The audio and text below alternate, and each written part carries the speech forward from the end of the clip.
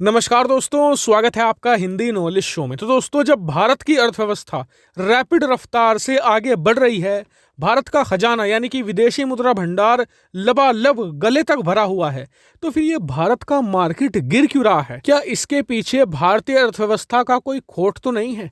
आप में से बहुत सारे लोगों ने मुझे ये सवाल पूछा था और इसका आंसर मैं आपको फटाफट दे देता हूं। लेकिन उससे पहले एक छोटी सी इन्फॉर्मेशन है कि दूसरे चैनल हिंदी फैक्ट शो पर मैंने एक वीडियो अपलोड करी है जिसमें रूस यूक्रेन की जो सेनाएं हैं और स्ट्रैटेजी है उसे कंपेयर किया है। जरूर देखिएगा, बहुत ही इंटरेस्टिंग वीडियो है। डिस्क्रिप्शन में सबसे ऊपर लिंक मिल जाएगा, सिंपल सा सर्च कर लेना यूट्यूब पर हिंदी फैक्ट शो, सबसे ऊपर आपको वीडियो मिल जाएगी। तो चलिए अब वीडियो को शुरू करते हैं।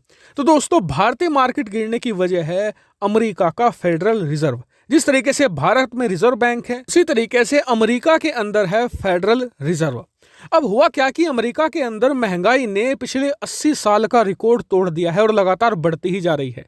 और महंगाई कब बढ़ती है आप सभी जानते हैं, जब किसी चीज की कमी हो लेकिन उसके खरीदार बहुत ज्यादा हो। आपको अच्छे से एक्सप्लेन करता हूं। हुआ क्या कि अमेरिका के अंदर कोरोना का लॉकडाउन पिछले कुछ समय में लंबा चला।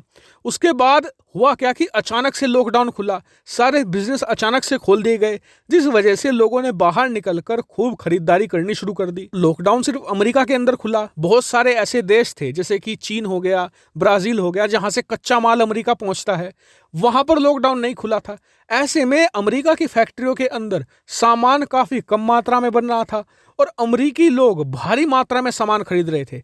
ऐसे में मार्केट के अंदर सामान की कमी कम होती चली गई, खरीदार बढ़ते चले गए, उस वजह से उस सामान की कीमत भी बढ़ती चली गई। इससे हुआ यह कि इन्फ्लेशन बहुत ही बढ़ गया, रिकॉर्ड तोड़ स्तर पर पहुंच गया और महंगाई ने पिछले 80 साल के रिकॉर्ड अमेरिका के अंदर तोड़ दिए हैं। अब इसी महंगाई को काउंटर करने के लिए अमेरिका का जो फेडरल रिजर्व है उसने ऐलान किया है कि इस साल वो 4 बार जो इंटरेस्ट रेट है उसे बढ़ाने जा रहा है। मतलब अमेरिका के अंदर लोन लेना महंगा हो जाएगा, ब्याज अब आपको ज्यादा देना पड़ेगा। इससे अब 2 फर्क पड़ेंगे, एक तो बिजनेस पर फर्क पड़ेगा, एक लोगों पर फर्क पड़ेगा। पहले लोगों की बात कर लेते हैं। दरअसल पिछले 1 साल में अमेरिका के अंदर लोग लोन लेकर बड़े बड़े घर खरीद रहे थे, बड़े बड़े फ्लैट खरीद रहे थे, जमीन खरीदे जा रही थी।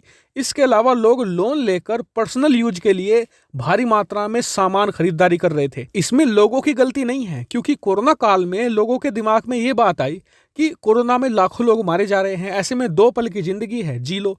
लाखों मामले तो ऐसे हैं अमेरिका में, लोन लेकर लोगों ने विदेश घूमना शुरू कर दिया। ऐसे में अमेरिका की जो फेडरल रिजर्व है वो ब्याज दर बढ़ाएगा इस साल 4 बार और मार्च से इसकी शुरुआत होगी। अब इससे होगा यह कि अमेरिका के अंदर जो लोन लेने की संख्या है उसमें भारी कमी आएगी, लोग लोन ब्याज के डर से नहीं लेंगे। अब इससे जो अमेरिका के बिजनेस है वहां पर भी असर पड़ेगा।